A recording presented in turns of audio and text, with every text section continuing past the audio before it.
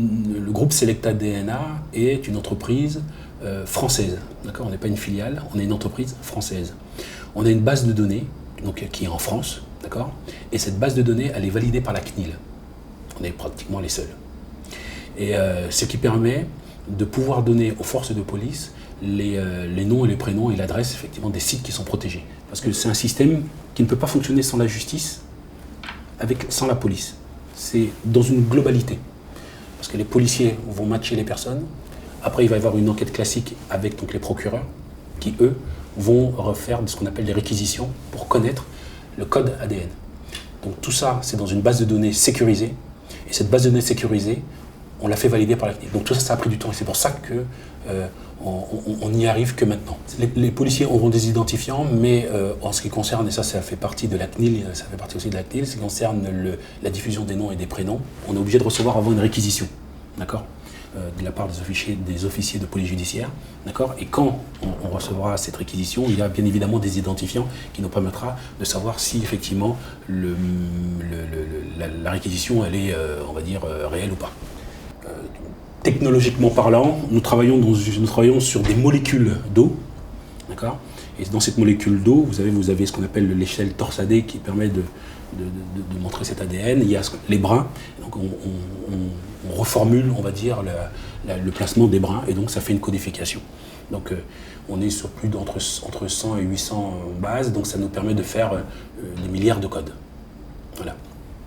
Donc tout ceci est mis dans une bonbonne, bonbonne qui possède un code unique et qui permet donc d'appartenir à un site. C'est ce système-là que nous mettons dans les sites, Donc on a ce qu'on appelle une boîte de contrôle, donc qui va pouvoir gérer jusqu'à 4 têtes de manière individuelle, donc avec ce système-là qui est aux portes des magasins et des boutiques, et qui va propulser, c'est là-dedans qu'il va y avoir l'aérosol. Voilà, vous avez l'aérosol à l'intérieur, donc qui va propulser l'ADN. Donc quand il y aura le braquage ou le cambriolage. Tout ça, ça peut se déclencher de manière automatique ou de manière mécanique. Donc en cas de braquage ou en cas de cambriolage, le système va pulvériser donc une vapeur d'ADN sur l'entrée ou le site. Cette personne va rentrer ou va être marquée de cette pulvérisation et après va être marquée. Donc à cela, il y a ce qu'on appelle un UV, synthétique aussi, donc de couleur bleue, de la fluorescence, qui permet d'apparaître lors qu'on va pointer une lampe spécifique qui va faire apparaître cet UV. Et donc une fois qu'on va faire apparaître cet UV, on a juste à prélever cet ADN.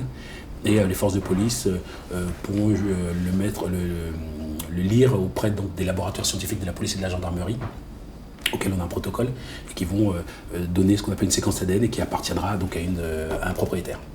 L'idée de cette technologie, c'est de faire en sorte à ce qu'il ne se passe rien.